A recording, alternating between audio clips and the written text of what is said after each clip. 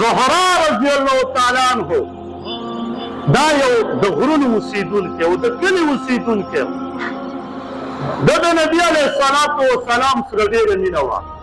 دا به چې د کلي نه راغی نو د کلي نه به یې څه تحفه راخیستې وه او نبی علیه الصلاة والسلام ته به چې راغی مدینې مبارکې ته تحفه به یې هدیه به یې ونه ورکړه.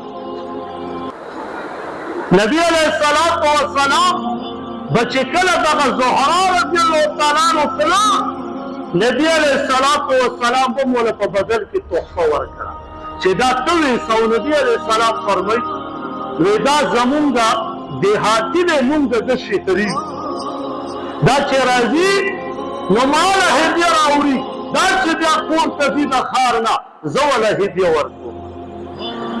یو ځل دا راغلی دی او نبي علیه الصلاة والسلام نه دی لیدلی یې نه دی چې نبي علیه الصلاة والسلام دلته کېدی ده سودا خرڅه وه او دغه صحابي دا د رنګ مبارک نه هم داسې معمولي غوندې توروالی مخکې محسوسېده.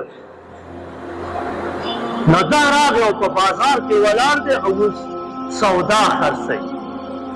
نبي علیه الصلاة والسلام راغی او د شا طرف نه یې د سترګو نه داسې ولي لکه مونږ چې خلک نیسو پیغمبر وګورئ داسې اخلاق مسلمانه قسم په الله د پیغمبر علیه الصلاة والسلام اخلاق نبی علیه الصلاة والسلام ورغی او د شا طرف نه یې داسې ولي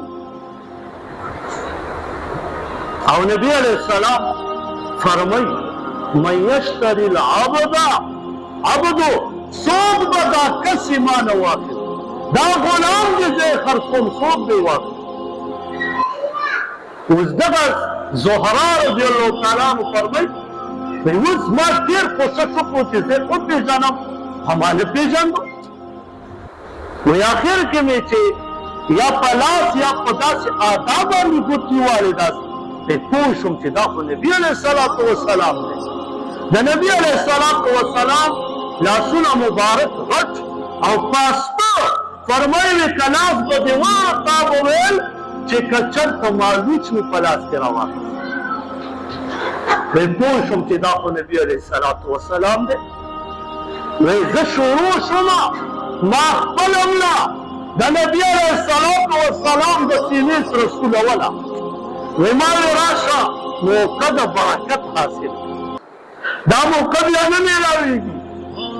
وی ما ورته عرض وکړه وی خط سینه مې پورې وسولوله د نبي علیه الصلاة والسلام سینې پورې خپله ملا. وی بیا مې ورته عرض وکړو چې د الله پیغمبره دا ستا غلام کوټه دی دا به څوک په روپۍ هم وانه دي. نبی علیه الصلاة والسلام ورته فرمایي نه ته د الله په نزد ډېر اوچت یې ته ډېر اوچت یې ډېر قیمتي یې ته دغسې اخلاق د نبي علیه السلام. صحابو ته تسلي او صحابو خپل ځان دومره عادله چې د الله پیغمبره په روپۍ مې به هم څوک وانه